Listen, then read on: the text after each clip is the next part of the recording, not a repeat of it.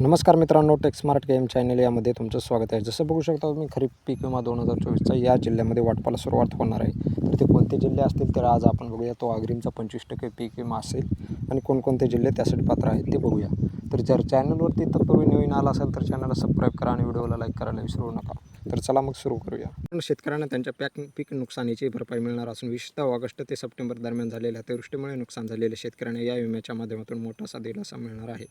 तर बघू शकता की पीक विमा वितरणाची प्रक्रिया टप्प्याटप्प्याने राबविण्यात येणार असून पहिल्या टप्प्यात 5 जिल्ह्यांतील शेतकऱ्यांना प्रीपेड पीक विमा रकमेच्या 25% रक्कम वितरित केली जाणार आहे. या पहिल्या टप्प्यात हिंगोली, परभणी, नांदेड, जालना, यवतमाळ या जिल्ह्यांचा समावेश करण्यात आलेला आहे. तर हिंगोली जिल्ह्यातील परिस्थितीचा विचार करता येथील 5 तालुक्यांमधील 30 महसूल मंडळातील 3,07,000 शेतकऱ्यांना 150 कोटी रुपयांचे वाटप करण्यात येणार आहे. परभणी जिल्ह्यात 52 कर मंडळामध्ये 7 लाख शेतकऱ्यांना 350 कोटी रुपयांचे वितरण होणार आहे. नांदेड जिल्ह्यातील 16 तालुक्यातील 93 उत्पन्न मंडळामध्ये म्हणजे महसूल मंडळामध्ये 5 लाखाहून अधिक शेतकऱ्यांनी 500 कोटी रुपयांहून अधिक रक्कम मिळणार आहे. जालना जिल्ह्यातील 42 टॅक्स सर्कलमधील 4.5 लाख शेतकऱ्यांना 200 कोटीहून अधिक रक्कम वितरित केली जाणार आहे. यवतमाळ जिल्ह्यातील 110 उत्पन्न मंडळामध्ये म्हणजे महसूल मंडळामध्ये मोठ्या प्रमाणावर विमा वितरण निधीचे वितरण होणार आहे. या 5 जिल्ह्याव्यतिरिक्त इतर जिल्ह्यांमधील शेतकऱ्यांनाही विम्याची रक्कम मिळणार आहे. संभाजीनगर जिल्ह्यात 200 कोटी रुपयांपेक्षा जास्त रकमेचे वैयक्तिक दावे मंजूर करण्यात आलेले आहेत. म्हणजे वैयक्तिक म्हणजे आपण 72 तासाच्या अगोदर जे क्लेम केलेला असतो ते वैयक्तिक दावे मंजूर करण्यात आले आहे.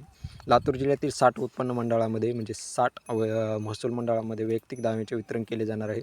बीड जिल्ह्यात 10 लाखाहून अधिक शेतकऱ्यांनी दावे केले असून त्यापैकी 6 ते 7 लाख शेतकऱ्यांना वैयक्तिक दाव्याची रक्कम मिळणार आहे. म्हणजे जसं की आपण वैयक्तिक दावे म्हणजे आपण जे 72 तासाच्या आत जे क्लेम केलेला आहे तो बीड जिल्ह्यातील सर्वात जास्त शेतकऱ्यांनी तो क्लेम केलेला आहे. म्हणजे 10 लाख दावे म्हणजे पहिला म्हणजे अग्रिमचा, पुन्हा स्टँडिंग क्रॉपचा आणि ज्यावेळेस आपण काढून ज्यावेळेस आपलं पाऊस पडतं नुकसान होतं ते दोन्ही मिळून 10 लाख दावे आलेले आहेत. त्यापैकी 6 ते 7 लाख शेतकऱ्यांना वैयक्तिक दाव्याची रक्कम मिळणार आहे.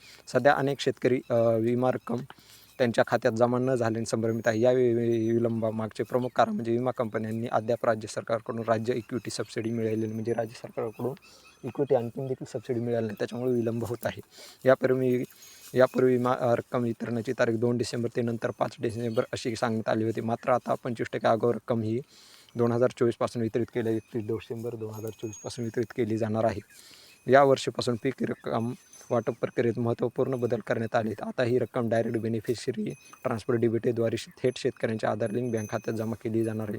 त्यामुळे सर्व शेतकऱ्यांनी आपले बँक खाते आधारशी लिंक करणे अत्यंत म्हणजे जसं की तुमचं बघू शकता की आधार लिंक बँक अकाउंट पाहिजे तरच तुम्हाला पीक विमा भेटणार. तुमचं जर आधार लिंक बँक अकाउंट नसेल तर तुम्हाला पीक विमा भेटणार नाही. तर व्हिडिओ जर आवडला असेल तर व्हिडिओला लाईक करा, चॅनल सबस्क्राईब करा. असेच नवीन योजनाविषयी व्हिडिओ आणतो. धन्यवाद.